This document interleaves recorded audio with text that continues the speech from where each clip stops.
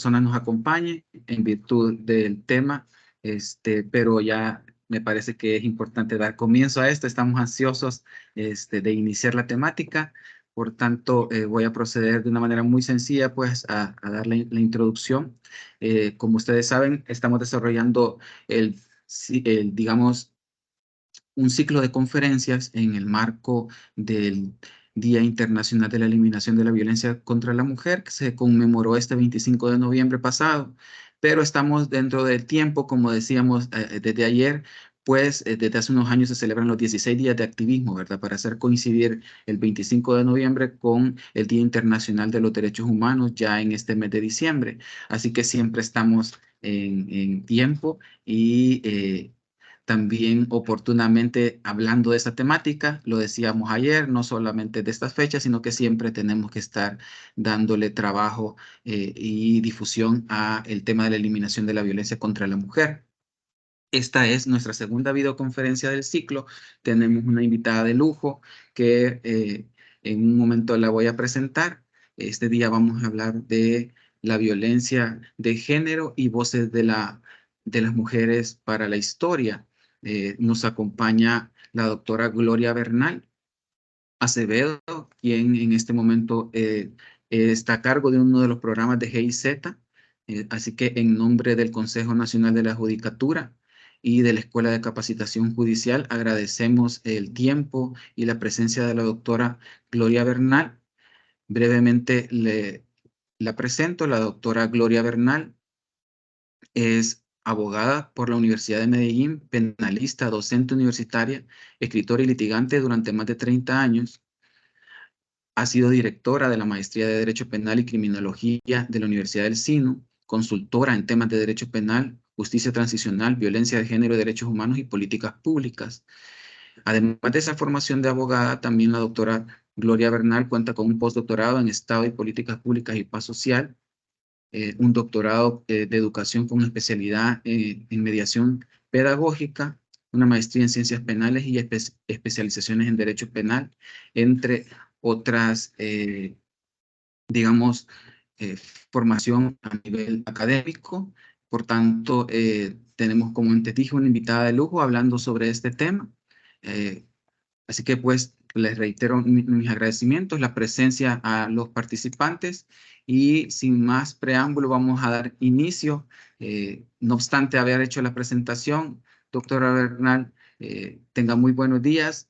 Le voy a pedir nuevamente que pues nos pueda mencionar cómo es que se involucra en estos temas de la violencia de género y la perspectiva de género y los cambios de paradigma, que nada menos es lo que tiene como parte de su presentación, ¿verdad? Así que le voy a agradecer, pueda también un poco hablarnos de cómo es que se involucran estos temas para que también las personas que nos acompañen puedan conocerla. Bueno, muchísimas gracias, Miguel Ángel, y un saludo muy especial para todas y cada una de las personas que hicieron posible este encuentro y esta posibilidad de conversar y compartir experiencias desde Colombia, que fue donde me inicié en estos temas. Precisamente fue con la cooperación alemana, con la GIZ, en un proyecto en Colombia hace 15 o 17 años que teníamos frente al conflicto armado colombiano en esos procesos de justicia transicional, en el cual una de las líneas de trabajo fue visibilizar aquello que fue negado, como fue la violencia sexual en el marco de ese conflicto armado, específicamente de los paramilitares. Allí tuve una posibilidad de compartir con organizaciones de mujeres que en ese momento, en esa época, luchaban precisamente para visibilizar y para que se judicializara esa violencia sexual que había sido negada por los paramilitares, que quienes inclusive decían que asesinaban o ejecutaban a los violadores. Y esto es una barrera que teníamos en ese momento muy compleja, porque no solamente lo creían la ciudadanía, los particulares, sino los funcionarios del Poder Judicial. Entonces, romper con todo esto fueron las voces de las mujeres precisamente que se unieron y acudieron a la Corte Constitucional en Colombia para exigir a las entidades judiciales de mi país la judicialización. Presentaron, si no mal recuerdo, como unos 115 casos que documentaron las organizaciones de mujeres. Y la Corte Constitucional emitió un auto, el 082 en el 2008, 092, perdón, en el año 2008, en el que solicitaba al Ministerio Público, a la Fiscalía y a los jueces la investigación. Allí fue, Miguel Ángel, donde comencé a tratar este tema de género, y desde esa época me atrapó esta perspectiva de género, y ahora estamos en las posibilidades aquí en Centroamérica con el proyecto FEDAC, que es de fortalecimiento del Estado de Derecho en Centroamérica y el Caribe. ¿Me estás escuchando? Que siento que se congeló la imagen, Miguel Ángel. Creo que tuvo un poquito de problemas ahí el maestro, pero ya regresa con nosotros. Adelante. Perfecto. ¿Puedo continuar entonces? Si me están Continúe. escuchando, ¿verdad? Sí. Ah, gracias, José Mario. Sí, porque vi que se quedó congelado. Bueno, acá en Centroamérica estamos trabajando dentro del proyecto de fortalecimiento. Uno de los aspectos es una línea de trabajo que hace referencia al acceso a la justicia de poblaciones vulnerables, y entre ellas están las mujeres que han sufrido violencia sexual. Y por eso hemos emprendido esta actividad, o un activismo, como lo dijo Miguel Ángel, en una perspectiva de género y cambio de paradigma, porque no es lo mismo la perspectiva de género de hace 15 o 20 años a la que hoy en día trabajamos. Esta fue mi vinculación a estos temas de género. Bueno, veo que Miguel Ángel está con problemas, entonces me permito, si ustedes lo consideran, como entrar en materia. Si les parece bien, entramos en materia. Yo hice una presentación que quiero compartir con ustedes para trabajar este tema.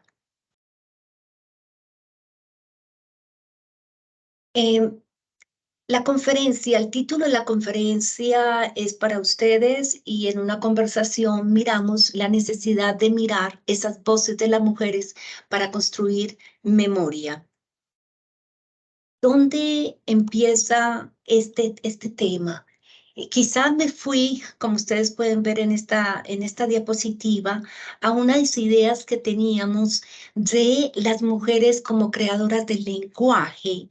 Y la verdad, esta situación se dio en un momento en que en Homo sapiens empezaron a desarrollar diferentes actividades. Entre esas, los hombres que eran cazadores eran silenciosos para poder ejercer esta actividad, mientras que las mujeres en la recolección de frutos empezaron primero con comunicaciones de gestos, pero después se llegó a una comunicación verbal a través de sonidos, de palabras, y se argumenta que esto sucedió más o menos hace 150.000 años, que se tiene como una referencia a este concepto del lenguaje. Entonces, como vemos, creo que las mujeres somos portadoras de un lenguaje verbal, de historias de vida que vamos también llevando a través de la misma maternidad, que hace que las mujeres enseñen esas primeras palabras a sus hijos,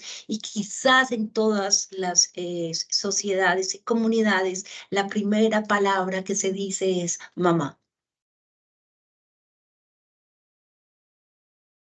Perfecto, Gloria. Y una de las cuestiones que también quiero que nos cuentes es cómo te involucras un poco en el tema, en esa faceta de escritora, porque pues es parte importante de esta presentación, que nos vas a comentar, ¿verdad? Que no solo está tu faceta de investigador y penalista allá en Colombia, sino que también una faceta de escritora que te ha permitido también ir recolectando información, casos reales, que son los que tú a continuación nos vas a comentar sobre esta situación de violencia en tu país, en el marco también del conflicto armado y en el marco de otras investigaciones que tú has desarrollado. Así que nos gustaría que también nos compartieras, y en adelante pues ya el micrófono es tuyo para que puedas dar seguimiento a la presentación tan interesante que nos traes hoy. Gracias, gracias. Bueno, pues precisamente en esta época, estoy hablando de hace unos 16 años, recorrí en el país, en Colombia, sobre todo en lo que fue toda la costa Caribe, que era nuestra región, que llamamos en ese momento piloto, porque Colombia, como bien saben, es muy extenso. Entonces allí tuvimos como proyecto de la GIZ el acercamiento de las víctimas a escuchar las versiones de los paramilitares, porque esas versiones de los paramilitares se hacían en unas ciudades muy particulares, solo en 3 ciudades capitales, pero la mayoría de las víctimas están en regiones muy alejadas, muy apartadas, donde ni siquiera entraba, y menos en aquella época, señales de celulares, y se hizo entonces un acercamiento a través de contratación que hicimos para poder llevar esas versiones de los paramilitares donde ellos confesaban los crímenes cometidos hacia las regiones más alejadas, y allí las víctimas llegaban a escuchar a los paramilitares y a indagar por sus víctimas. Pues bien, en esta labor comenzamos a tener un acercamiento. Ustedes ven ahí rostros de mujeres que están escuchando esos horrores, porque los paramilitares empezaron a narrar, a confesar las masacres, cómo desaparecían las personas, cómo las descuartizaban, horrores, tomas de poblaciones, y nunca hablaban también, como les decía, de la violencia sexual. Pero precisamente cuando hablaron de desaparición, ahí empecé a escuchar todas estas historias de mujeres que, en el caso que vamos a hablar acá de las tejedoras de la memoria, fue en una región en mi país donde una de las madres empezó a buscar a su hijo desaparecido, Miguel Ángel, y cuando llegan las instituciones del Estado a tocar para que le den razón, le hablan de versiones de los paramilitares para ella ir a escuchar allí si su hijo estaba vivo o estaba muerto. Y si estaba muerto, le entregaran los restos óseos de su hijo. Pues al poco tiempo llegaba otra madre, y se pusieron de acuerdo de llegar a la misma hora. En conclusión, fueron 96 madres en un pueblo pequeño. Ahí ven ustedes las imágenes que empezaron a buscar estos hijos en el Sucre, a buscarlos. Y allí ellas se constituyeron en mujeres que reclamaban la búsqueda. Allí fuimos y pude escuchar estas narraciones, y esto una forma de llevarla, de poder como procesar inclusive en mí misma todo ese dolor, toda esa angustia que escuché en esos momentos, fue a través de la literatura, a través de narraciones. A ellas les pedí el permiso de escribir algo, y luego cuando regresé al tiempo con esta narrativa, se las pude compartir, y ellas lo decían, que se entere todo el mundo.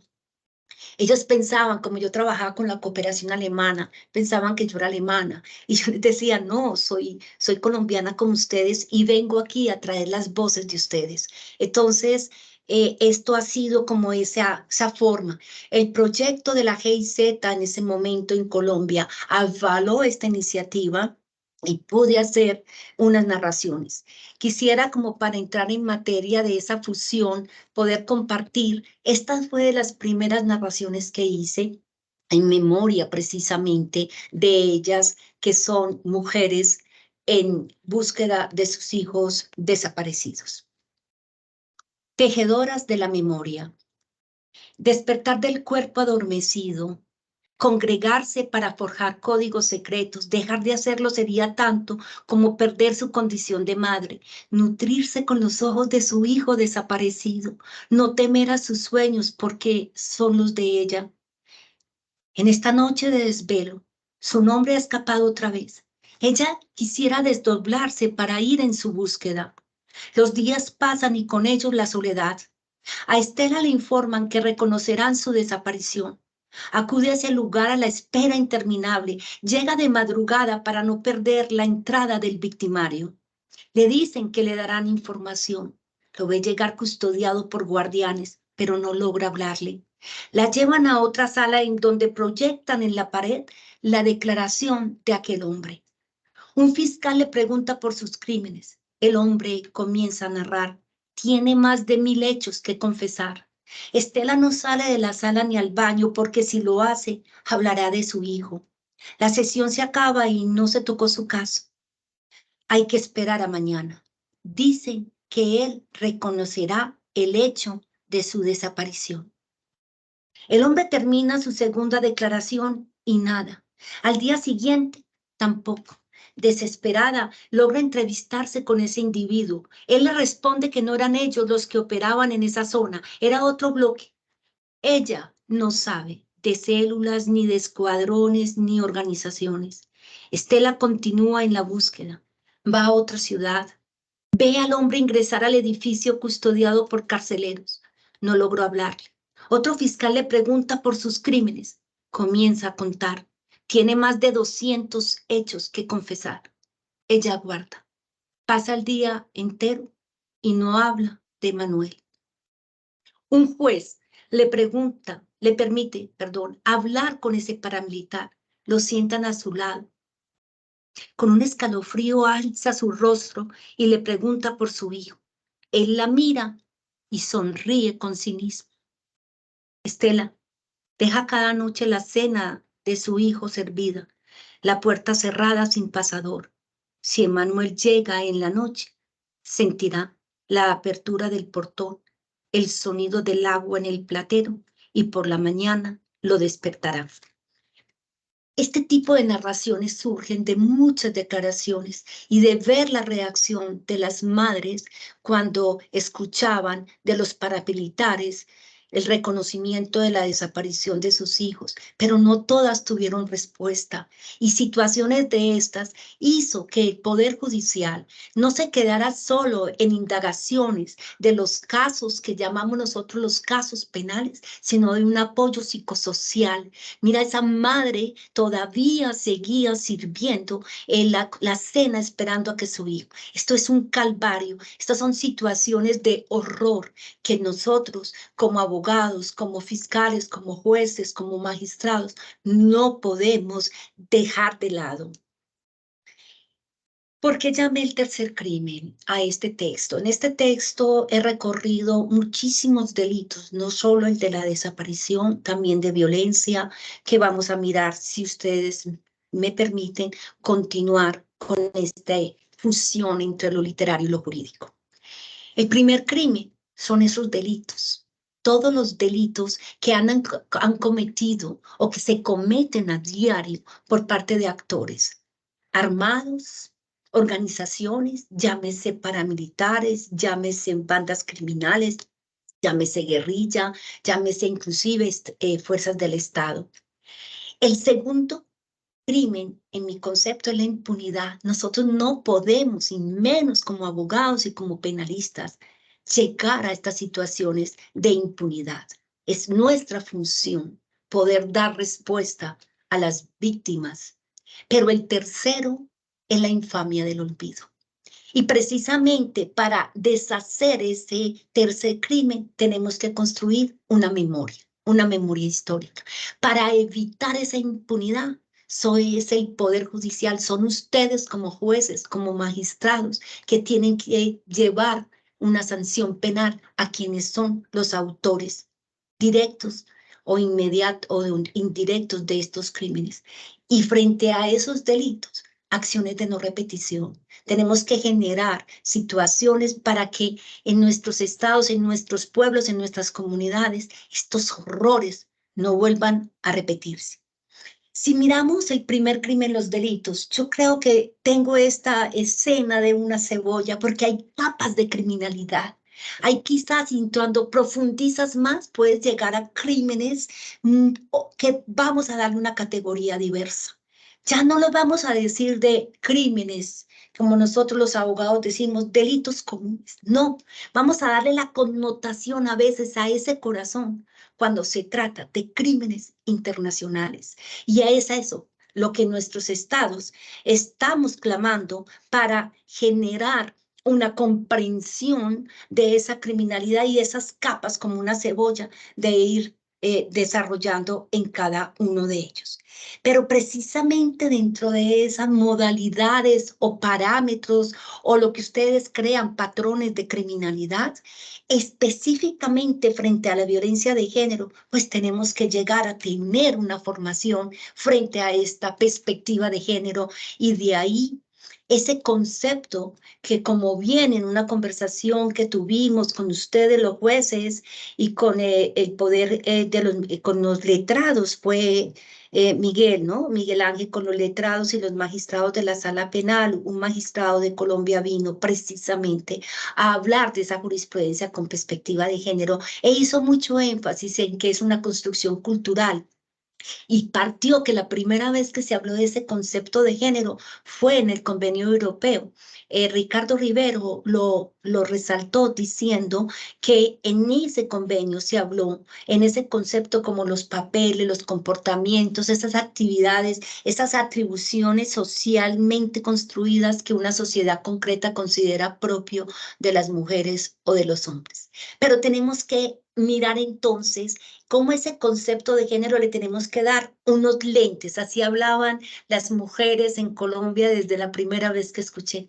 Pónganse los lentes de la perspectiva de género, para que así veamos y dimensionemos esa violencia, esas capas de la cebolla que les hablaba. Entre ellos está una herramienta de análisis precisamente que es teórica, pero también es metodológica cuando desarrollamos los planes de trabajo o todas las actividades investigativas. Desde la misma investigación, pues tenemos que tener esa herramienta. ¿Para qué? Para que podamos visualizar relaciones de desigualdad, de jerarquía, sobre todo comprender cómo muchas mujeres en mi país, entre comillas, porque es que ahí vamos a empezar a utilizar las comillas cuando vemos contextos de coacción, de que no los veíamos en otras perspectivas. Si no tuviéramos la perspectiva de género, persona como Hernán Giraldo, que fue uno de los paramilitares que más violó, abusó de jóvenes,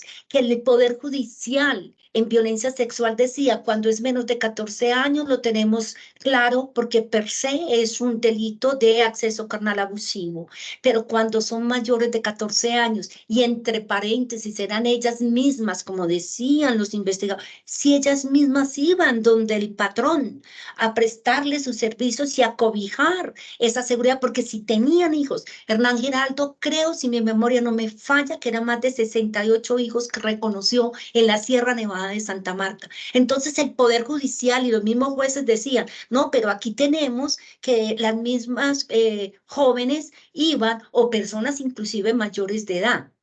Pero si entramos con una perspectiva de género, vamos a encontrar que no era que existiera un consentimiento válido. Como lo dijo Ricardo Rivero, nosotros lo tenemos muy claro el tema del consentimiento en la contratación civil. ¿Por qué no lo tenemos tan claro cuando se da en aspectos penales?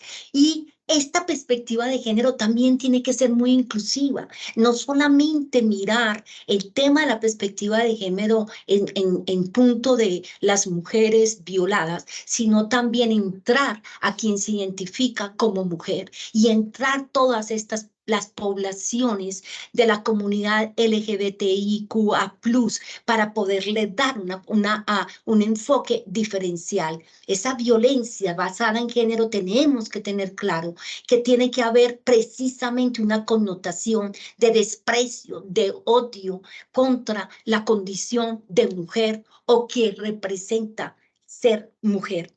Y uno de los puntos que me parece a mí quisiera compartir con ustedes, que fue muy interesante, porque cuando yo fui directora en la Fiscalía General en mi país de investigaciones, quizás en aquella época, estoy hablando de hace muchísimos años, quizás casi 30 años, en aquella época nosotros no hacíamos patrones de conducta ni conceptos de macrocriminalidad.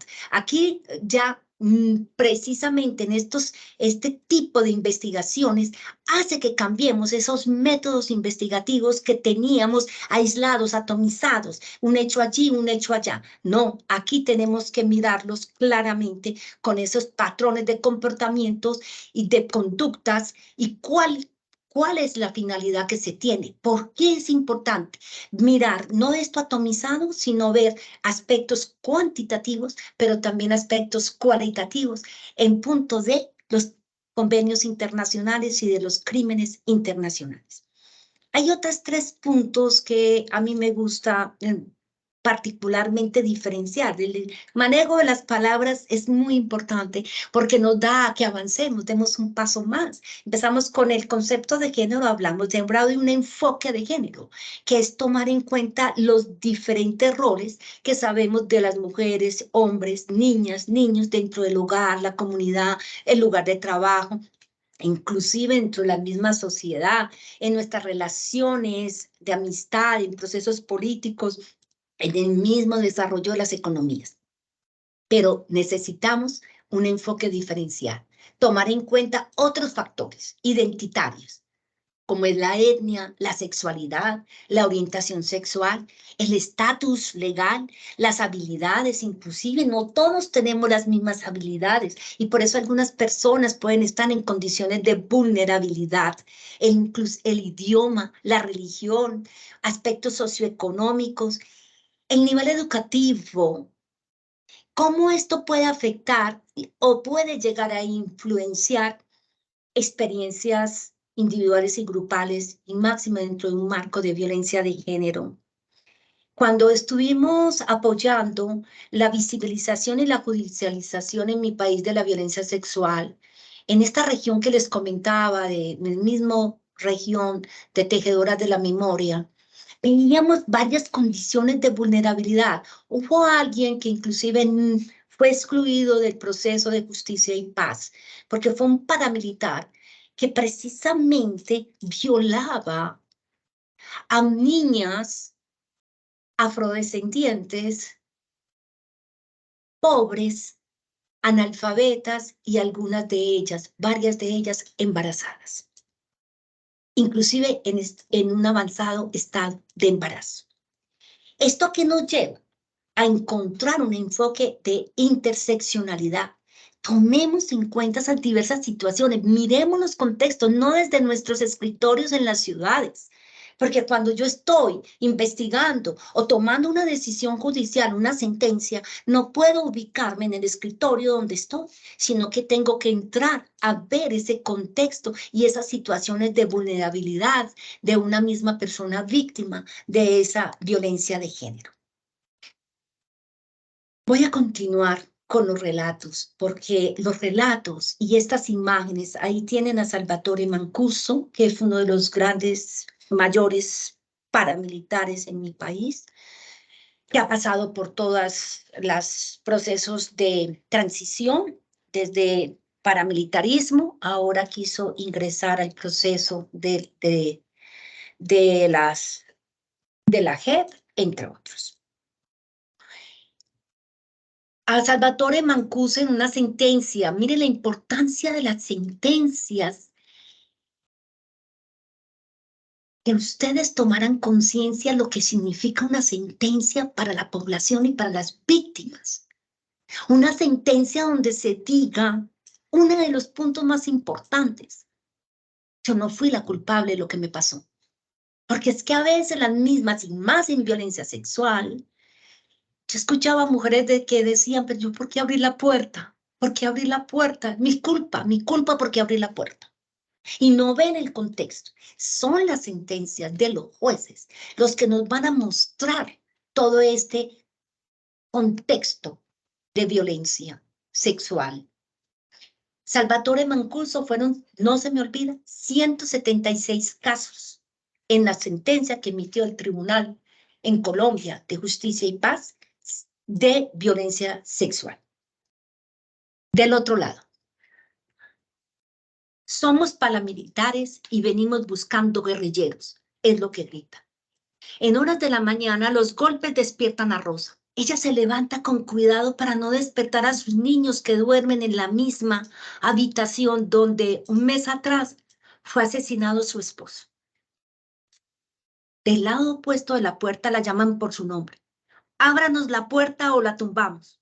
Al tiempo la patea. Ella abre. Entran varios hombres armados encapuchados.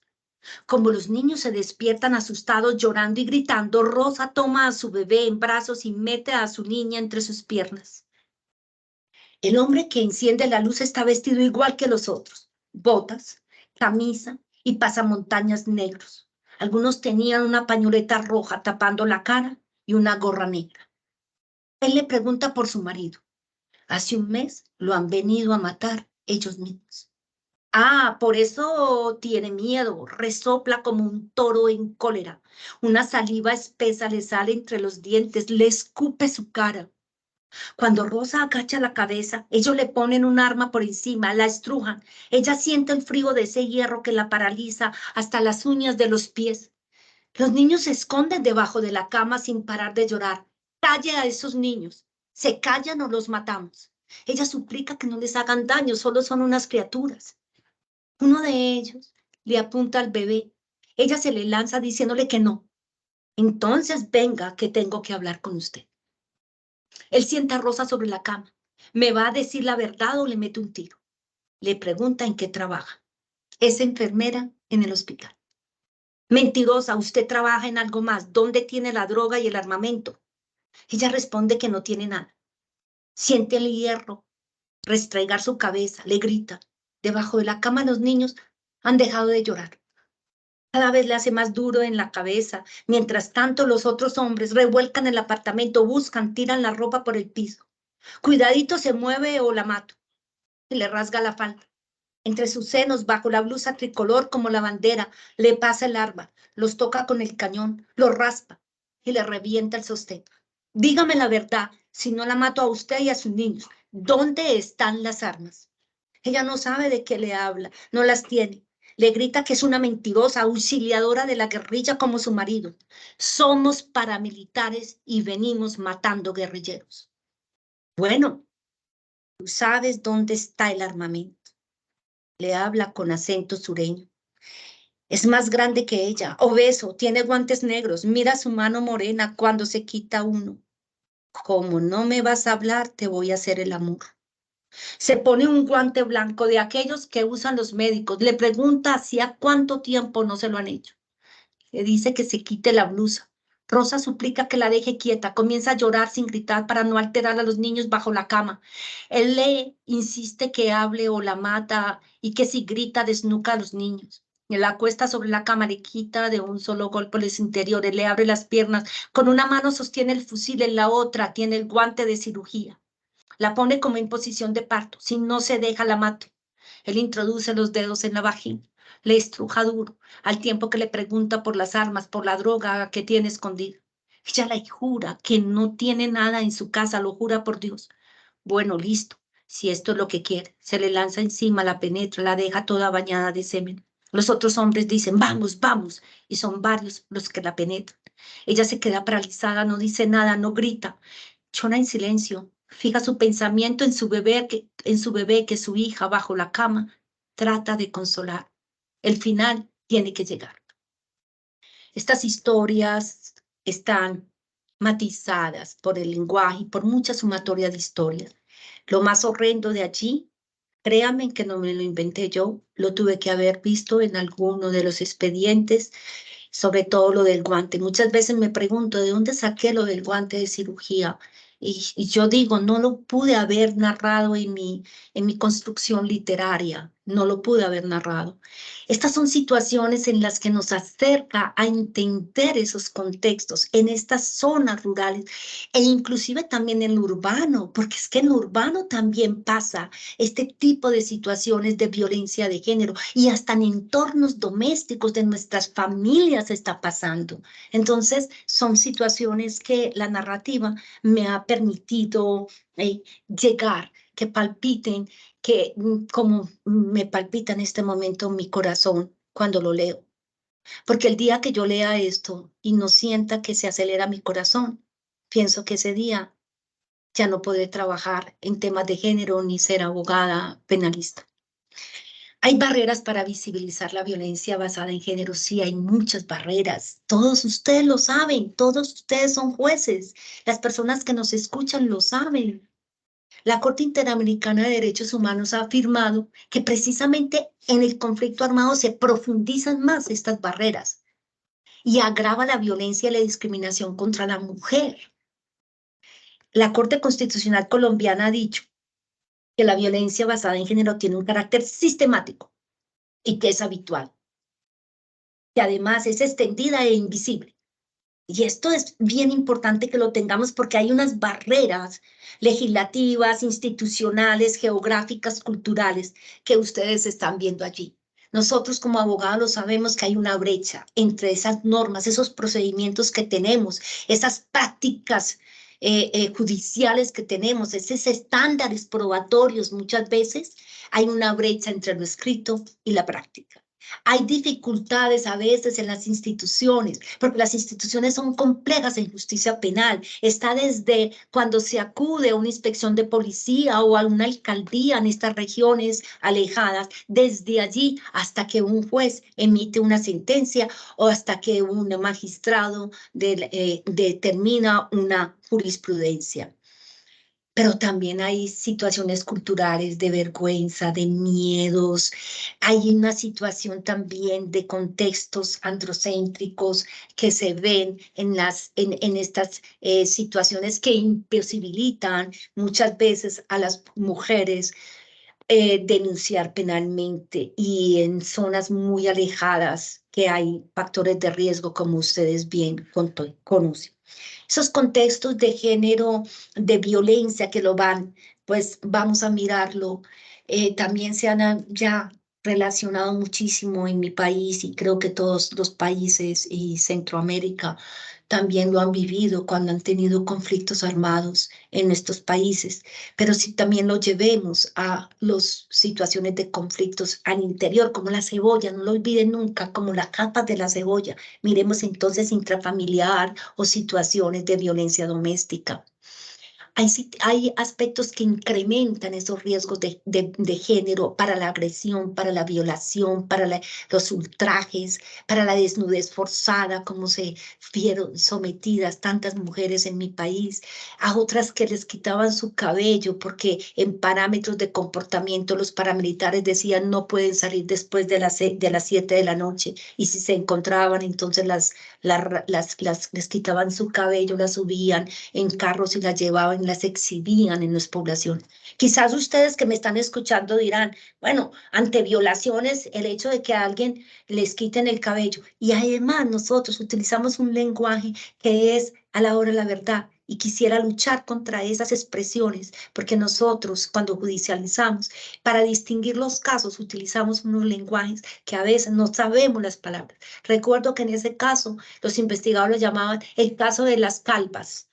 Y así lo tomaban, entonces como algo, ¿no? Pues algo menor dentro de unos contextos, en operaciones violentas de gran envergadura, se daban en los desplazamientos, en las tomas de las poblaciones y la violencia sexual, como sucedió en Mampuján, en tantas masacres que hemos vivido en mi país, se utilizó esa violencia sexual para, como arma de guerra. Obviamente, cuando hay relaciones afectivas o familiares con el enemigo, ellos lo llamaban, como en el caso del otro lado, ¿no? Que yo les decía, ella es una enfermera de un hospital y la llaman ya como enemigo. El enemigo era la guerrilla, pero el enemigo es la madre del guerrillero, el enemigo es la hermana del guerrillero, la vecina, el enemigo se constituye, se amplía. Entonces hay situaciones que incrementan esos riesgos. Mujeres y niñas reclutadas, este es otro de los riesgos porque el reclutamiento forzado que se dio por parte de las guerrillas en Colombia y que se sigue dando ese reclutamiento, pues hay un mayor incremento del riesgo. Cuando son jóvenes, jovencitas de 12, de 13 años, que se las llevan a integrar las filas de la guerrilla, hay situaciones de violación, de planificación forzada, de prostitución forzada, abuso sexual y temas de aborto forzado. Hay situaciones que podría decir y que puedo narrar dentro de este libro que me vi las diferencias en lo que llamaríamos los delitos tanto cometidos o la situación de las mujeres, por ejemplo, mujeres en las filas de los paramilitares y mujeres en las filas de la guerrilla. Si miramos, hay unos riesgos de género diversos. Las mujeres pocas mujeres en los paramilitares que tuvieron, eran más como publicistas, inclusive una labor más de llevar esa publicidad en el Congreso, porque además fueron congresistas. No solo recuerdo un caso de una mujer comandante paramilitar, pero de resto no. Mientras que en la guerrilla tenemos ahí una situación donde las mujeres hay un mayor riesgo a otro tipo, estamos hablando intrafilas, de situaciones como el aborto forzado y los matrimonios forzados. Pertenecer a organizaciones sociales sí que es un riesgo que lo han vivido periodistas, defensores de derechos humanos, activistas de sociedades, de la sociedad civil, y que una de las formas precisamente de menospreciar su trabajo es el abuso sexual a personas que son representantes de organizaciones sociales. Cuando ya les hablé de esa desnudez forzada y de esa esclavitud que de pronto no la veíamos tanto dentro de un contexto, hubo situaciones, quiero comentarles, de esterilización forzada a las mujeres de comunidades, porque estos grupos armados se creen dueños. Bueno, todos los países lo hemos vivido cuando hay un contexto de estructuras organizadas que se paralelas a los estados, donde ellos establecen comportamientos y conductas, y para ellos, por ejemplo, los pobres no se pueden reproducir, como lo decían, de esa manera. Entonces a las mujeres se les forzaba, se les practicaba esterilizaciones forzadas. Y hay otro, por último, de esos riesgos de género que la Corte Interamericana y que las decisiones se han hecho incidencia, es los quiebres de códigos de conducta. Esto es porque precisamente en mentalidades androcéntricas plantean códigos de conducta donde la mujer debe de estar en la casa, la mujer está en otras condiciones, etc. Quiero que observen un poco esta imagen, que es a donde íbamos cuando estábamos en la GIZ, en el proyecto Profis en Colombia. Son regiones muy alejadas, muy alejadas. En estas montañas, pues está más la guerrilla, y allí, al interior, y gracias a esos procesos de desmovilización de las FARC y de los procesos de sometimiento a la justicia y la narración de esos hechos cometidos, de esos crímenes, hemos podido entender, por ejemplo, situaciones en Colombia como es los abortos forzados. En el acercamiento que tuve a mujeres de organización, particularmente Rosa Blanca, mujeres desmovilizadas de las FARC, con las cuales tuve también conversaciones, escuchar historias, narraciones, procesos mismos en informes que han existido y que existen en mi país. Vamos a verlo ahora, muchos informes que nos reflejan. Quisiera compartir con ustedes este relato para que, mirando esta imagen, ustedes se transporten allá. La maternidad diluida de Dora. Dora, a sus 20 años, sufre una crisis de pánico. Se ven en su cara las líneas marcadas de la guerra. Los médicos no logran tranquilizarla. Parece estar enloqueciendo. Su hermano ha ido a buscar al cura porque su madre piensa que está poseída por Satanás y por eso le solicita que vaya a exorcizarla. Al entrar en la habitación del sanatorio, el sacerdote la descubre con un feto guardado en un frasco transparente. Dora había ingresado en la guerrilla por influencia de uno de sus profesores del colegio, quien en aquella época era el más apuesto de toda la escuela. Tiempo después fue trasladado y nunca más supo de él. Al alistarse en las filas, el comandante le dijo que la esperaba esa noche en su carpa. No podía fallarle. Ella no fue. Al día siguiente, antes de oscurecer, la toma del brazo y la empuja dentro de su carpa con violencia. Nunca había estado con un hombre. Dora supo de la amenaza de su comandante, alias el Leño. Queda paralizada por el miedo, no puede ni llorar cuando ese hombre la viola y le hace lo que quiere. Ese comandante siguió abusando de ella hasta que tuvo 17 años. Existe en la guerrilla una prohibición expresa. Otras mujeres le contaron que no podía estar embarazada mientras permaneciera en ella. Cuando cumplió 4 meses de embarazo, solicita permiso al comandante para tenerlo. Al día siguiente llega el médico temprano en la mañana. Le pregunta si está lista para que le practique el aborto. Comienza a llorar. El médico también. Está obligado a hacerlo. Un guerrillero lo ha amenazado de muerte. Le aplica un suero con una inyección y le dan unas pastillas. Esa noche el feto es expulsado en un sangrado. La vida de Dora cambia y su instinto de madre se diluyó con otros 2 abortos que tuvo. Pasan varios años sin volver a quedar embarazada. Con el tiempo consigue la confianza de otros comandantes. Se enamora. Todo cambia cuando en su vientre otro ser comienza a gestarse. En los sueños ve su cabeza enroscada y al despertar el sentimiento materno resurge en su corazón como si palpitara con la fuerza de quien ha regresado a la vida. En la profundidad del estómago siente una pequeña criatura creciendo oculta bajo sus vísceras como si temiera ser descubierta. Una noche decide escapar. Corre por el monte, atraviesa ríos, se cae varias veces en los pantanos dejados por las lluvias de abril. Se va de bruces sobre la raíz de un árbol que la hiere en el vientre. Corre sin parar hasta la madrugada. Nunca mira hacia atrás. Logra llegar a una población desconocida y allí se refugió en una casa campesina donde aborta y la cuidan por un par de días. Dora toma entre sus manos al feto y lo mete en un frasco con alcohol. No dejó de caminar hasta lograr llegar a su pueblo. Lleva días conversando con el feto. Lo mira, le dice lo triste y lo mal que se siente por haberlo perdido.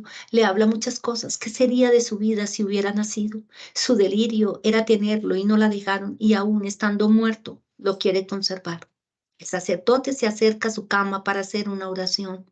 Dora se tranquiliza y comienza a soltar los dedos del frasco. En silencio extiende sus brazos y le entrega el recipiente de vidrio que tiene escondido entre las piernas. Unos días después, llega una comisión de la fiscalía que la captura por ser guerrillera. Al verla esposada en ese pueblo, la señalan como la mujer del comandante guerrillero. Segundo crimen. El segundo crimen es la impunidad, como les decía. Y ahí es donde estamos acá, quienes me están escuchando, donde tenemos que fijarnos. No solamente en verificar y no solamente en ver la cadena de delitos, sino también las cadenas de mando. No solamente podemos llegar a judicializar a los autores materiales. Tenemos que entonces indagar, contextualizar todos estos hechos de violencia de género. La justicia ordinaria en mi país, no lo sé, en Centroamérica, pero la justicia ordinaria, todos estos temas de violencia de género y en particular de la violencia sexual, OSFAN nos planteó que el 89% de las mujeres no denuncian. Por lo tanto, hay una cifra oculta de esa criminalidad. Y aquellas que sí denunciaron, las sentencias eran muy pocas sentencias emitidas por jueces imponiendo penas a los autores. Viene la justicia y el sometimiento, y aquí ustedes ven 4 escenarios distintos en mi país. Paramilitares 2008 con Álvaro Uribe, con Santos las FARC, y ahora están en conversaciones con el ELN, y el ministro de Justicia planteó también ahora las posibilidades de las desmovilizaciones de lo que se denominan las disidencias de las FARC y las bandas criminales. Cuando hay este sometimiento de paramilitares, fueron más o menos 44.000 paramilitares que se desmovilizaron, de la guerrilla 10.000, algo, un poco más de 10.000, que salen de la guerra, que salen de estas acciones criminales. Pero lo triste de todo esto es que cuando fuimos a los expedientes de las instituciones en lo que llamamos unidades de derechos humanos, más del 90% estaban sin procesar. NN sin sometimiento, sin judicialización. ¿Esto nos lleva a qué? Pues a plantearnos que hay verdades, que hay una verdad judicial, pero también hay unas verdades no judiciales y que no todo en estos procesos de sometimiento se puede quedar a escuchar a los victimarios para construir esa memoria, sino que también tenemos que acudir a otras esferas. Es la verdad, yo he escrito esto varias veces porque lo sentí. Un día dije, yo no he visto un amanecer en mi vida sin violencia en mi país. Yo no lo sé ustedes, pero lo que soy yo, Gloria Bernal, no he visto un amanecer sin violencia. Y cuando hablamos de justicia transicional, yo vengo formada en una justicia, en un derecho penal, de búsqueda de la verdad, de buscar las sentencias condenatorias para esa responsabilidad penal. Y vean también estas situaciones con la justicia transicional. También me fue difícil entender este cambio también de paradigma frente a un sometimiento. Yo no hablaría de justicia transicional, como lo dice Zaffaroni, sino de política criminal, que fue en una entrevista frente a las situaciones de todos estos procesos de desmovilización que ustedes pueden ver y de sometimiento de actores armados. También existen las comisiones de la verdad. En el acto legislativo de 2017 se estableció, ustedes ven ahí los comisionados de la verdad.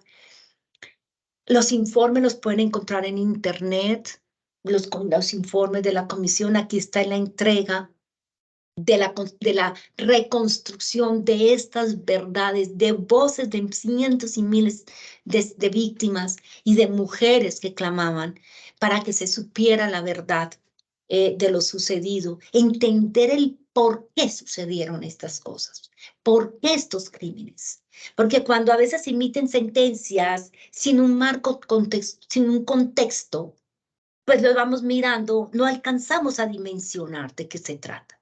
Y entonces lo estamos viendo como hechos comunes y no como crímenes internacionales. Buenos magistrados, los que señalaron que sí hubo y se ejerció violencia de género en el marco del conflicto armado. Realmente en Colombia ha dejado más o menos, esas en las estadísticas, de 7 millones de víctimas de desplazamientos. 50% son mujeres y 10.000 han sido víctimas de violencia sexual. Y de esas 10.000, 8.900 han sido mujeres en las estadísticas. Pero bueno, me permiten que tengo todavía unos 20 minutos que trabajemos este punto jurídico, si les parece, porque ha sido mi inquietud como abogada penalista. Dejemos un poco lo literario, pero lo traigo para acá. Y es cómo yo puedo diferenciar un acto de violencia ordinaria, aquello que nosotros denominamos delito común, de un crimen internacional. Bueno, pues en Colombia tuvimos un proceso también de transición de los magistrados en su jurisprudencia y cuando los jueces estaban investigando todos estos hechos de violencia, que se presentaron al principio dos posiciones. Por un lado, hubo quienes sostuvieron en su momento que no podían ser catalogados como crímenes de guerra y lo decían así, ¿no? Es que esos hechos fue ese paramilitar que con su actitud libidinosa fue y violó.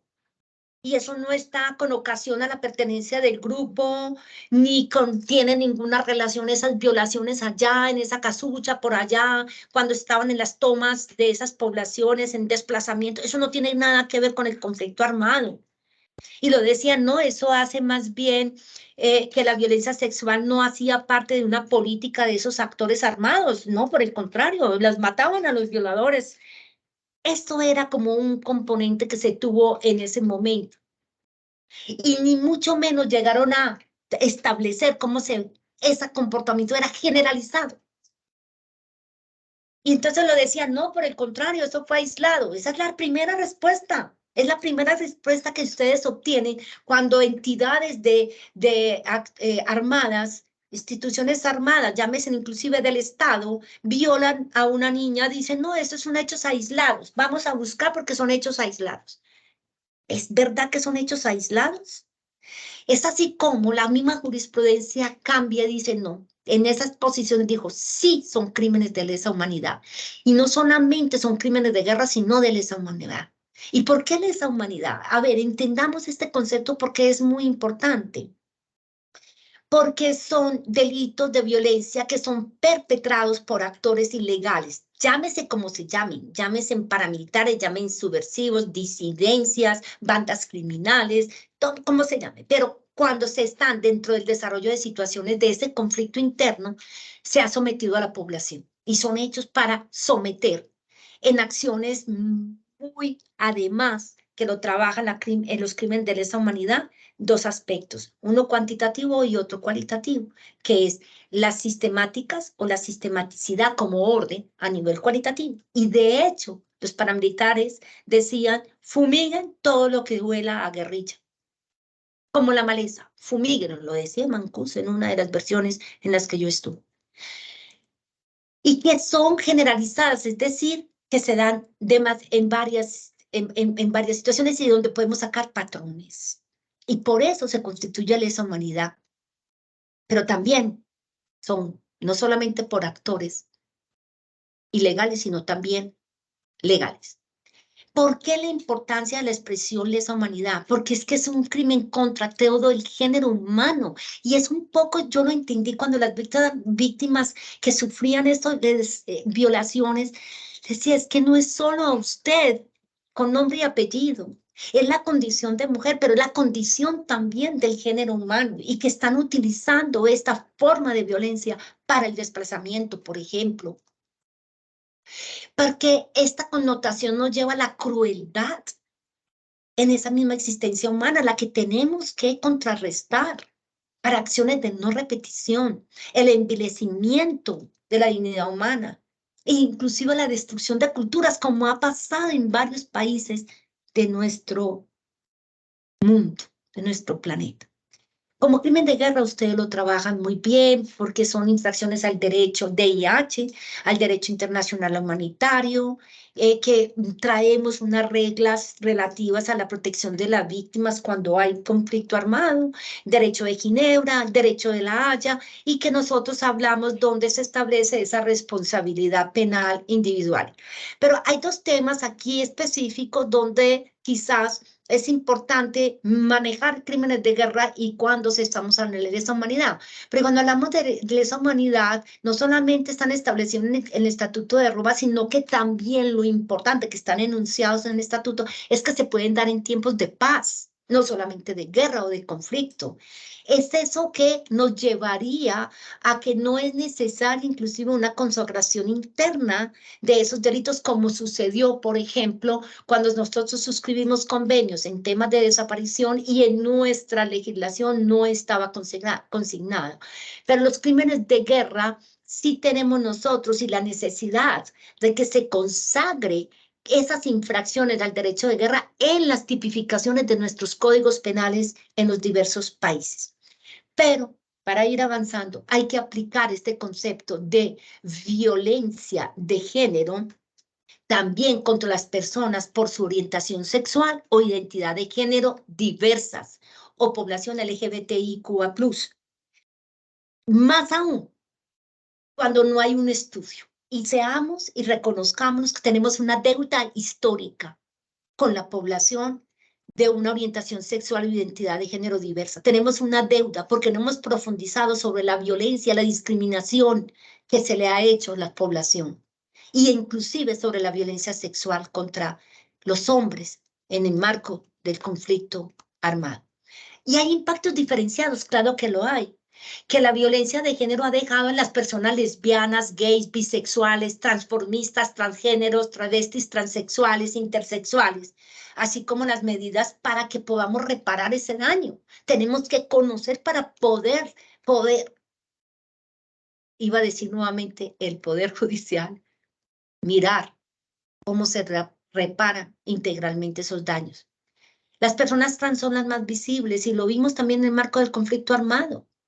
Cómo los agredían, porque inclusive recuerdo una de las masacres, fue horrible, no quiero recordarlo, en una de las masacres a una persona que era peluquero del pueblo, cómo lo humillaron y cómo lo violaron de una manera tan horrible, mostrando esas situaciones como de androcentrismo total en estas estructuras paramilitares o de organizaciones armadas. No sé de la guerrilla a ese nivel, pero de los paramilitares sí.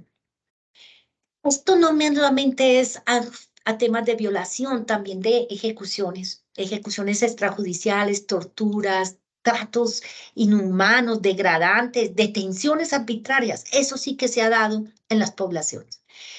Pero quizás uno de los temas importantísimos es el de la revictimización, que no caigamos en la revictimización. Y precisamente en la Administración de Justicia son todos ustedes los que podrían llegar a revictimizar más por una ineficiente Administración de Justicia. Y eso lo escuchaba cuando a las víctimas las ponían a ir a las IAS, como me decían. Fiscalía, Procuraduría, Defensoría, todo era IAS. No diferenciaban un formulario llene allí, un formulario vaya y cuente su historia nuevamente allá, vaya al otro lado, que registres en la unidad de víctimas, que vaya para acá, en un sendero interminable, que hacía lento esos procesos de administración de justicia. La falta de representación en el ejercicio de sus derechos de información. Afortunadamente, tenemos una ley, la 1448 en Colombia, en que exige a todos los entes del Estado de dar una verdadera información clara, precisa, contundente de los derechos de las víctimas, la falta de esa aplicación del estándar de debida diligencia. Muchas veces se desconocen parámetros investigativos que se revictimizan a las personas que acuden a las instituciones de justicia, exigiéndoles y preguntándoles por comportamientos anteriores sexuales, por ejemplo, que nada tienen que ver en el proceso de judicialización. Una falta de atención psicosocial la tenemos y muy grave, porque los mismos funcionarios a veces tienen eso, todos tenemos sesgos, reconozcamos que tenemos sesgos, es un proceso de formación y es un proceso que estamos invitando precisamente en esta perspectiva de género y cambio de paradigma. Venimos en los 3 países, acá en El Salvador, en Honduras y Guatemala, el proyecto FEDAC, dejando esta idea.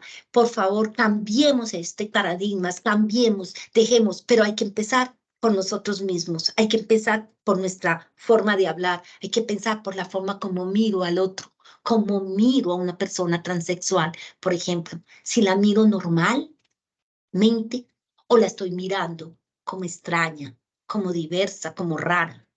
Desconocimiento de los estatus legales como intervinientes. Y por último, ya para ir terminando y escucharlos, el olvido. A mí, precisamente llamé a esta conferencia Las Voces de las Mujeres porque me considero una mujer que ha alzado su voz en nombre de muchas mujeres de mi país y que quizás acá también vamos a generar en estos países en Centroamérica, estas voces de mujeres para el no olvido, para construir memoria.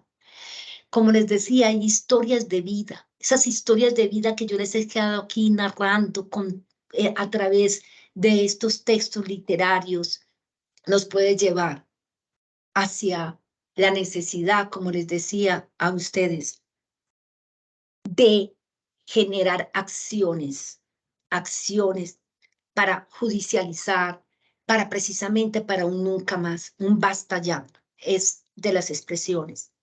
Se han construido memoria, porque es para la construcción de la memoria.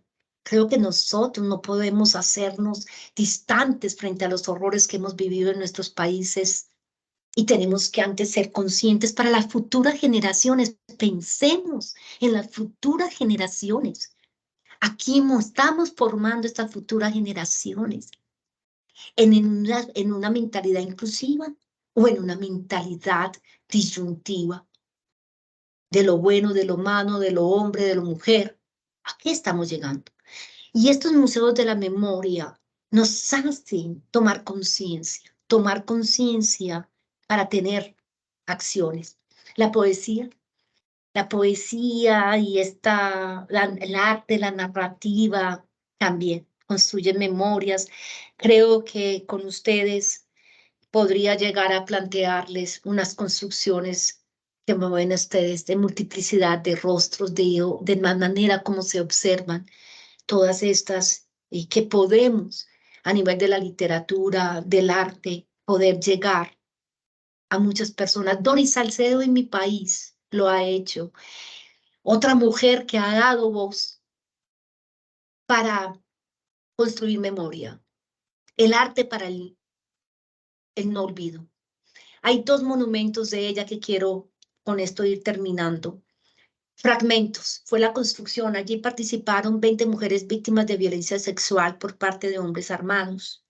Y esas mujeres ayudaron a martillar esas láminas fundidas de los 8.112 fusiles que entregaron las FARC cuando se desmovilizaron. Y construyeron esta obra que se llama Fragmentos. Y Quebrantos. Quebrantos hay una acción de duelo. Y eso fue una acción de duelo que se realizó en la Plaza de Bolívar en Bogotá. Doris Salcedo promovió y se pusieron los nombres de líderes sociales asesinados y lo hicieron con la Comisión de la Verdad y la Universidad Nacional de Colombia. Ustedes no se imaginan la cantidad, ahora no vamos a hablar de estadísticas, ni quiero, pero de líderes. Solo este año ya vamos más de 115 líderes sociales asesinados. Mujeres que han hablado, organizaciones de mujeres como Derecho de Voz, que han llevado las imágenes, pero también han llevado informes. Las organizaciones de la sociedad civil son muy importantes. Y el Poder Judicial, yo hablo Poder Judicial a las instituciones de justicia penal, no pueden ver las organizaciones de las sociedades civiles como si fueran allá, alejadas de estos procesos, porque ellas mismas están aportando a este proceso de judicialización. Miren este informe de la Fundación Círculos de Estudio que entregó a la Comisión de la Verdad. Ese informe Derecho de Voz, documentado en 479 sucesos de violencia sexual contra 455 personas. Fueron diferentes actores armados, incluso agentes del Estado en Colombia. Miren esas cifras abrumadoras. El 77.5% de los casos ocurrieron entre el 95 y 2010 y el 43.8% de las víctimas tenían menos de 18 años y el 24.6% fueron abusadas siendo menores de 14 años. Además, se documentó que los grupos ilegales con mayor número de casos donde se les indica la autoría fueron las guerrillas FARC y ELN con un 42%, seguida de las autodefensas con un 40.7%, grupos armados sin identificar 13.3%, agentes del Estado 0.8%. Afectaciones de la violencia. Para terminar, quiero leerles este relato para que miremos esas afectaciones de la violencia, que se llama Nada pasó, porque quizás cuando uno ve estos relatos, pues por el mismo tiempo podemos ver cómo no solo afecta a las personas que sufrieron directamente las violencias, sino que también afecta a un tejido social y afectaciones a todo nivel. Trastornos alimenticios, pérdida de sueño, ansiedad, suicidios. Hay situaciones de afectaciones cuando se trata en conflictos armados en cuanto al territorio, la relación con el territorio. Nada pasó. Vamos a jugar cerca del circo nuevo que llegó al pueblo. No, mamá dice que no debemos salir solas. Ven, vamos, las 4 a salir juntas. Al entrar en la carpa Hurtadillas, un hombre las llama. No teman, criaturas, les tenemos un regalito. Las 4 niñas, con la curiosidad y fascinación que permite la vida a sus 5 años de edad, se sitúan en un círculo y comienzan a jugar, a cantar, dando palmas en sus rodillas. Ve llegar a 3 payasos, que sin mediar frase les tapan la boca con cintas de colores brillantes. Las amarran. A una la sostiene un payaso mientras otra vigila y al que le corresponde la toma, cada uno la suya. Tiradas por el suelo, sus ventrecillos desgarrados, la sangre entre sus piernas hacen un pacto de silencio. Nada pasó, nada. A los 15 años, Mariana estaba segura de que en su iris se reflejaba la sangre de su sexo desgarrado en aquel circo. No era como las demás. Ella había perdido su virginidad, caminaba agachada, No tenía amigos, novio tampoco.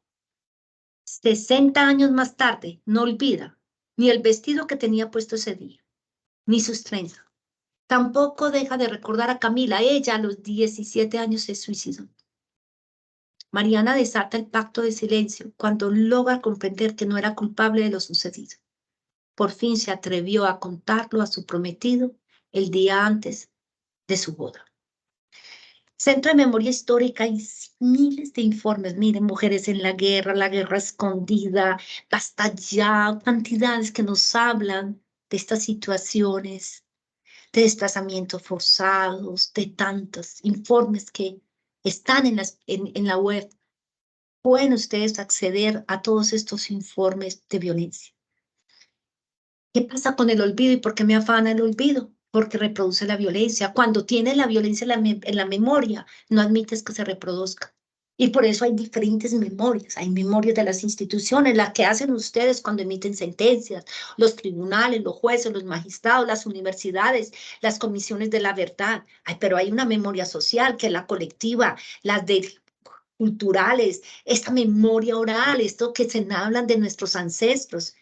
Y hay una memoria de la dignidad, porque son dignos los que resisten, porque jamás olvidarán los hechos de violencia. Esa memoria corta las heridas, obviamente, cicatriza el dolor, no sentirse culpable y una búsqueda de un lenguaje. El olvido es un medio, sinceramente, creo yo, para normalizar la violencia y por eso me resisto al olvido y por eso hablo de ese tercer crimen, la infamia del olvido. Hay mucho arte de la memoria, fotografías, grafitis, música, todo esto son expresiones artísticas donde están contando historias como la Operación Orión en Medellín de las fuerzas militares. Y a manera de conclusión, la violencia de género se ha ejercido sinceramente por todos los actores armados ilegales en el conflicto armado colombiano y por los legales también. Tienen la violencia ha sido constitutivo como crimen de guerra y como crimen de lesa humanidad. Siempre comenzaba en aquella época mis charlas, conferencias y hoy con ustedes quiero concluirla. La violencia sexual, en mi concepto, deja los cuerpos marcados, la mente destrozada y el ser arrasado. Dejo esta narrativa para esta construcción de memoria. Lo llamo el tercer crimen y creo que me di a entender por qué lo llamo. Y dentro de un marco, muchos penalistas y poetas nos estamos uniendo a estructurar una justicia poética. Precisamente uno de los escritores mexicanos, cuando leyó este libro, dijo, cuando leía estas historias tan reales que superan la ficción, para preservar del olvido una verdad infamante que pide urgente solución.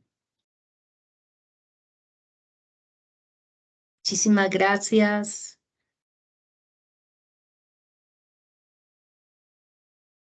Perfecto, Gloria, te agradecemos a ti la ponencia que nos has traído este día. Creo que ha sido bien aleccionador algunos temas, rescatar un poco algunos aspectos que nos interesan, por ejemplo, el enfoque de interseccionalidad de la que hablaste, o el enfoque diferencial y el enfoque de género, ¿verdad? Y también es importante que pues tengamos en cuenta ese tránsito que ustedes tuvieron para llevar la violencia sexual hacia las mujeres como crimen internacional y poder entonces hacer un esfuerzo de visibilización. Vamos a proceder a leer los comentarios, las preguntas, los invitamos a que las puedan realizar de esta exposición que refleja situaciones acontecidas en Colombia, de donde es nuestra conferencista. Algunos comentarios, Gloria, te los comparto. Excelente Gracias. ponencia. ¿Será que pueden compartir la grabación? Respecto a esto, sepan que esta conferencia va a estar en el canal oficial de YouTube de la Escuela de Capacitación Judicial. En el momento oportuno, pues vamos a también a decirles cuál es la dirección específica, pero va a estar en nuestro canal para que ustedes puedan de manera sincrónica también verificar algunos puntos. Hay otro comentario que afirma que los patrones culturales son los que han llevado a este incremento de violencia hacia la mujer, y es algo justamente que pues quisiera tu comentario, ¿verdad? Acerca de estos patrones culturales, los que promueven o llevan a la violencia de la mujer. Alguien menciona también si el libro original sobre el cual se basa la disertación, a cuántos idiomas ha sido traducido y si han participado o concursado en algún evento, digamos, literario, Gloria, a nivel Sí. internacional o nacional en tu país, pues porque digamos, la inquietud es que participe este libro vaticinando un digno premio y reconocimiento a tu persona como autora, ¿verdad? Otros comentarios agradeciendo, otras personas diciendo que tienen tu libro, ¿verdad? El tercer crimen, la infamia del olvido. Prácticamente pues esas son las participaciones. Déjame ver si hay alguna otra pregunta para que tú puedas tomarte tu espacio a responderla.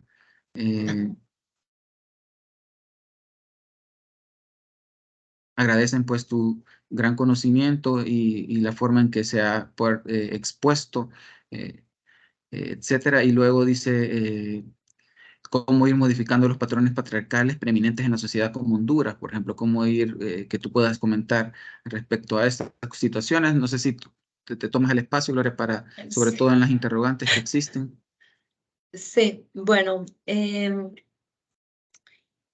este libro tuvo una fase. El primer libro se llamó Lenguas Cortadas. Este libro de Lenguas Cortadas fueron 14 relatos, que fue lo que les comentaba del momento de mi época cuando estuve en Colombia con la GIZ en el tema de la desmovilización de los paramilitares, y fueron 14 relatos.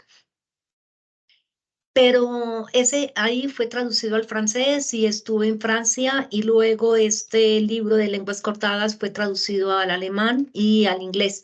Estuve también en la Feria de Frankfurt y estuve en Leipzig, en la Universidad de Leipzig y en el Instituto de Friburgo, llevando esta narrativa para acercar a esa problemática de nuestro país y a esta situación de violencia de género. Luego, en este procesar literario, me pasó que clamaron algunas personas de por qué solo hablaba de los paramilitares y no hablaba de las violencias y de los crímenes que cometían otros actores como la guerrilla. Entonces me puse a investigar y a escuchar. Estuve más de un año y medio en el proceso de la JEP en Colombia, en la desmovilización de las FARC, acudiendo también a organizaciones, viendo, porque también todo lo encuentran ustedes en Internet. Mire, yo escuché en Internet 27 testimonios de personas secuestradas, porque la guerrilla, inclusive hay un macro caso de los secuestros. Y todo esto me fui ingresando a lo que vivían, a lo que cada uno en sus historias, y fui recopilando y escribiendo. Es decir, yo me sumerjo.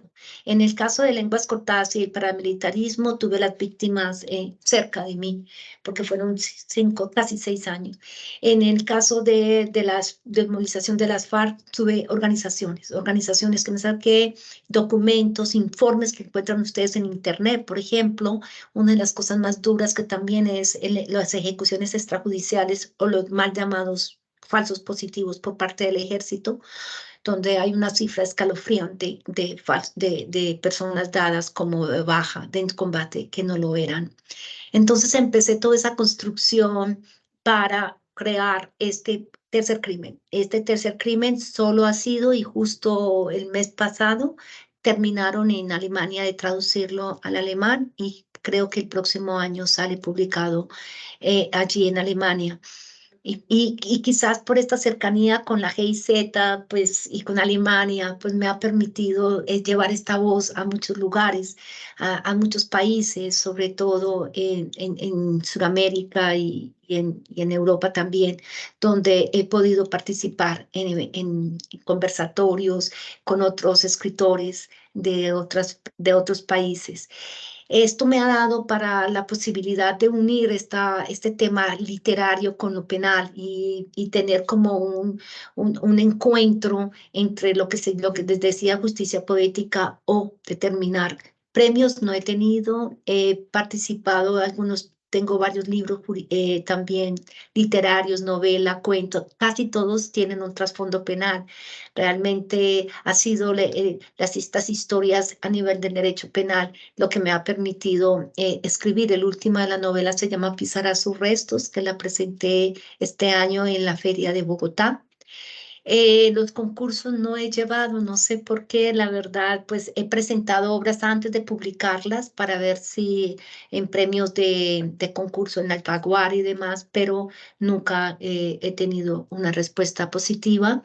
Pero en mi país he tenido el gran apoyo de mi editor Gustavo Ibáñez en Skepsi, que es precisamente, él es un abogado que tiene los textos jurídicos en los cuales tengo varios libros de derecho penal, de penal general y de sistema penal acusatorio, que vio cómo muchos abogados tenemos ese deseo de escribir literatura y formó ese sello que se llama Skepsi, donde hemos podido publicar y dar difusión, y gracias al apoyo de Gustavo Ibáñez hemos logrado fortalecer esta construcción y convocar también. Él ha convocado muchísimos abogados para que escriban literatura, novela, poesía, narrativa, cuentos.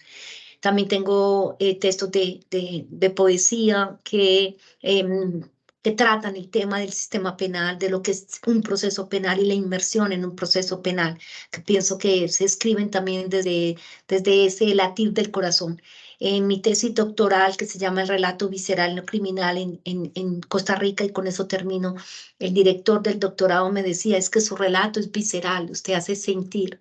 Entonces, por eso ha sido como esa la labor jurídica, porque pienso que es más jurídica que literaria. En el medio literario soy muy nueva, llevo apenas 10 años en el tema literario, 10, 15, 12 años. En lo jurídico llevo 40 años, entonces, en lo jurídico penal. Entonces, creo que mi esencia está acá con ustedes, acá con ser vocera. En el literario dicen que soy extraña porque es una abogada que escribe poesía y que los abogados no escribimos bien poesía o que nos creemos. Pero en el medio jurídico he tenido el apoyo, el encuentro de los grandes maestros de derecho penal y de la GIZ. Tengo que decir que la primera vez que saqué un texto a este nivel fue en la GIZ, con los alemanes que precisamente me permitieron hacer esta fusión en el proyecto en Colombia, como les decía, de proyecto de justicia transicional. ¿Qué otra cosa me preguntaban? No recuerdo más, Miguel. Sobre los cambios culturales, Gloria, los cambios Sí, culturales y cómo sí, afectan, y también en la sí. modificación de patrones patriarcales. Sí, mira que Miguel Ángel, recuerdas, y creo retomar para no dar la respuesta directamente, pero sí quisiera retomar una frase de Ricardo Rivero. ¿Lo recuerdas cuando estuvo exponiendo la jurisprudencia colombiana en perspectiva de género? ¿La recuerdas? Él Exacto. estuvo con ustedes, estuvo con los jueces, estuvo con Sí. la sala penal de la corte, con los letrados en la sala penal. Y él lo dijo, yo mismo me cuestiono que yo tengo un hijo y una hija y a veces observo cómo se sienta mi hija y yo la yo la miro con reproche. ¿Por qué se sienta así? Y yo digo, ¿y por qué no miro con reproche a mi hijo? Es decir, fíjate que hasta de las formas más interiores realmente, y él mismo lo cuestionó, y me pareció bonito lo que decía. ¿Cómo vamos a hacer cambios?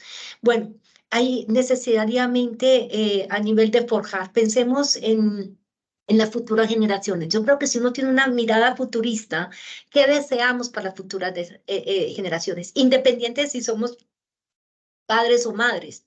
Porque no puede decirse, no, es que este es un tema de solo las madres o solo los padres o solo quien ha tenido un hijo, pues no, es la sociedad. Entonces, si nosotros miramos estos parámetros culturales y sobre todo en la formación a nuestros hijos, dar eso. Si yo a mi hijo le voy y le sirvo la comida, entonces estoy generando ese mismo parámetro. Puede que yo le sirva la comida, pero también que de la misma naturalidad sea él quien la prepare y me la sirva. Entonces, cuando se dan doble vía, cuando las situaciones se dan en doble vía, en doble sendero, en doble camino, pues vamos rompiendo aquellos esquemas de que por allá es un lado y que por acá el otro no puede venir. Es decir, cambiar esos parámetros, yo pienso que es en el día a día, y los sesgos de género, porque nosotros lo tenemos, lo que yo decía, aprender a observar. Nosotros decíamos en esta perspectiva de género con Gloria Valenzuela, tú estuviste, decía, una cosa es ver y otra observar, una cosa es oír y otra es escuchar. Si nosotros empezamos a observar con los mismos ojos, ver a un hombre que se identifica como mujer o a una mujer como que se identifica como hombre o a una mujer que se identifica como mujer también, porque es que a veces también tenemos todas estas formas y estas diversidades que, como decía Gloria Valenzuela, ya van en ¿qué? 47 era que decía de que a duras penas nosotros identificamos 7, 10 más o menos, pero que son, y que cada vez las sociedades van generando. Entonces, si al menos empecemos por nosotros, pero no solamente por nosotros, por las políticas públicas.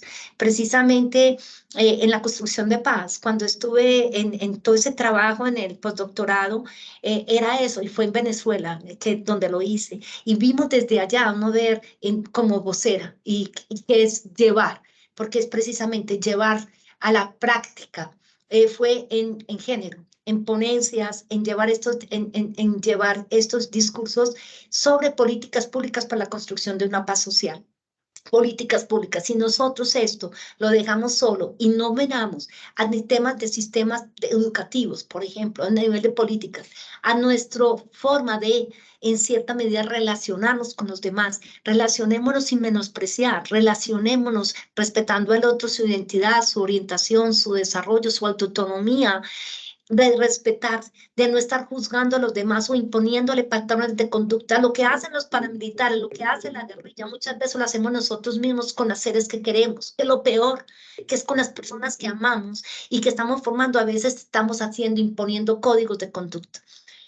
Pienso que hay una apertura que es importante, hay unos valores de solidaridad, de respeto, de amor, de cuidado de tu cuerpo, de que tu cuerpo es tuyo, que nadie tiene por qué abusar de tu cuerpo, ni tocarlo, ni maltratarlo, que nadie puede abusar sobre ti. Y fíjense que hay expresiones que a veces nosotros como abogados no lo veíamos tan claras. Hoy en día el acoso callejero, por ejemplo, el acoso sexual callejero, pues es que es precisamente cuando los niños desde pequeños saben identificar su cuerpo, qué es su cuerpo, que nadie tiene por qué pasar la mano por tu cadera en un bus o en un transporte público o restregarte tus partes íntimas sexuales. Estas situaciones te van generando una conciencia que yo pienso que es importante de mirar la gravedad de esto, es decir, como todo acto violento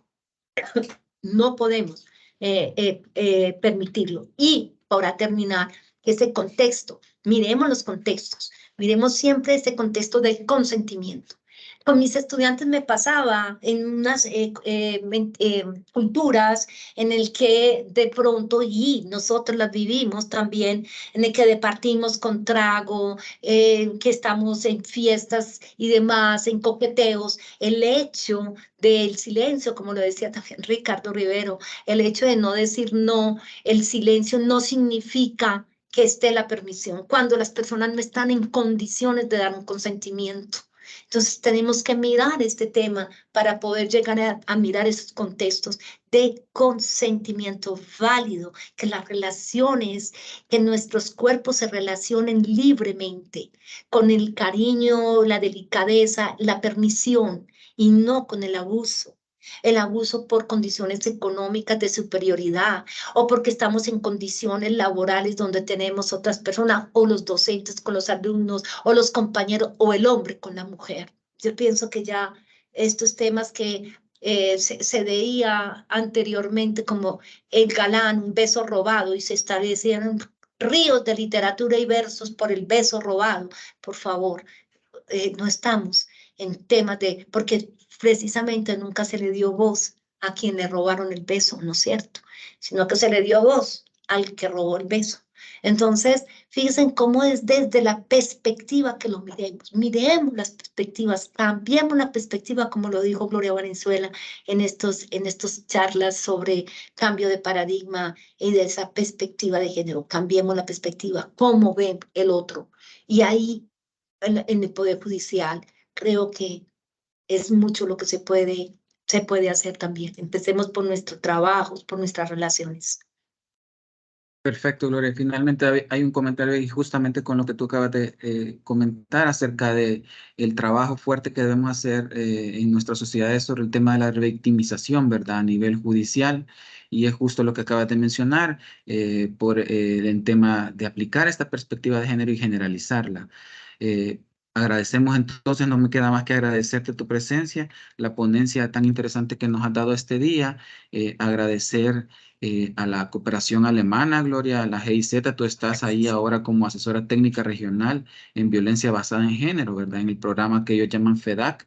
Entonces, estamos también como escuela muy agradecidos en el nombre del Consejo Nacional de la Judicatura y de la Escuela de Capacitación Judicial.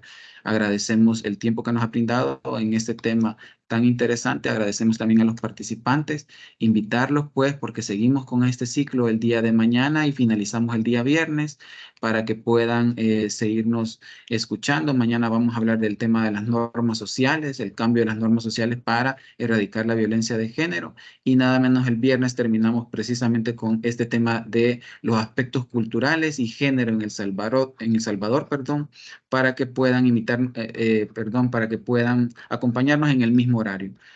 Gracias nuevamente, Gloria. Quedamos para futuras oportunidades, Dios mediante.